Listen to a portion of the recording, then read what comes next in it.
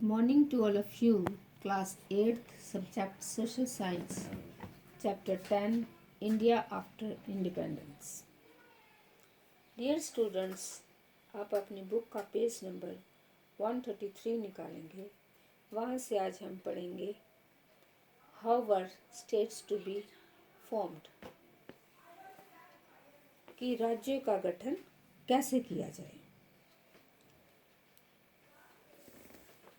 Back in the 1920s, the Indian National Congress, the main party of the freedom struggle, had promised that once the country won independence, each major linguistic group would have its own province.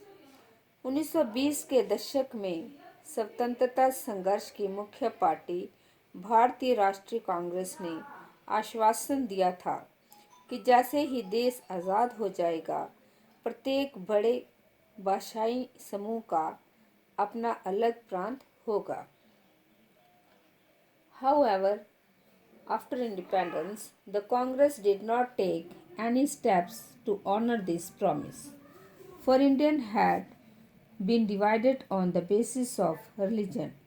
Despite the wishes and efforts of Mahatma Gandhi, freedom had come not to one nation but to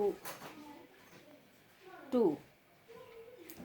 तो आज़ादी मिलने के बाद कांग्रेस ने इस आश्वासन को पूरा करने के लिए कोई कदम नहीं उठाया, क्योंकि भारत धर्म के आधार पर बढ़ चुका था। इसलिए महात्मा गांधी की तमाम इच्छाओं और प्रयासों के बावजूद ये स्वतंत्रता एक राष्ट्र को नहीं बल्कि दो राष्ट्रों को मिल रही थी। As a result of the partition of India, more than 1 million people had been killed in riots between Hindus and Muslims. Could the country afford further divisions on the basis of languages? तो क्या होता है कि देश विभाजन के फलस्वरूप हिंदुओं और मुसलमानों के बीच हुई भीषण दंगों में 10 लाख से ज़्यादा लोग मारे गए थे। ऐसे में ये चिंता स्वाभाविक थी कि क्या हमारा देश भाषा के आधार पर इस तरह के और बंटवारे झेल सकता था।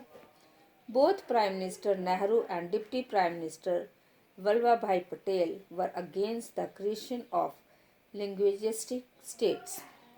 तो प्रधानमंत्री जवाहरलाल नेहरू और उप प्रधानमंत्री वल्लभ भाई पटेल दोनों ही भाषा के आधार पर राज्यों के गठन की नीति के विरोधी थे।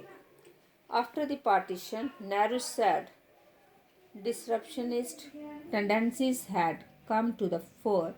To check them, the nation had to be strong and united, or as Patel put it. तो विभाजन के बाद नेहरू ने कहा था कि उपद्रवकारी प्रवृत्तियां सिर उठा रही हैं, जिन पर अंकुश लगाने के लिए राष्ट्र को शक्तिशाली और एकजुट होना चाहिए, वरना जैसा कि पटेल ने कहा है कि the first and the last need of India at the present moment is that it should be made a nation. Everything which helps the growth of nationalism has to go forward, and everything which throws obstacles in its way has to be rejected. We have applied this test to linguists provinces also, and by this test, in our opinion, they cannot be spotted. तो इस समय जो कि पटेल ने कहा था कि इस समय भारत की पहली और आखिरी ज़रूरत ये है कि उसे एक राष्ट्र बनाया जाए। राष्ट्रवाद को बढ़ावा देने वाली हर चीज़ आगे बढ़नी चाहिए और उसके रास्ते में रुकावट डालने वाली हर चीज़ को खारिज कर दिया जाना चाहिए। हमने यही कसौटी भाषाई प्रांतों के सवाल पर भी अपनाई है और इस कसौटी के हिसाब से हमारी राय में समर्थन नहीं दिया जा सकता।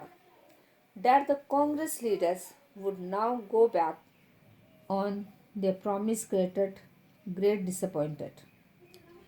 The Kannada speakers, Malayalam speakers, the Marathi speakers had all looked forward to having their own state. क्योंकि कांग्रेस के नेता अपने वायदे से पीछे हट रहे थे, इसलिए जगह जगह असंतोष पैदा हुआ। कंडभाषी, मलयालम भाषी, मराठी भाषी सभी अपने अपने राज्य के इंतज़ार में थे। The strongest protest, however, came from the Telugu-speaking districts of what was the Madras Presidency.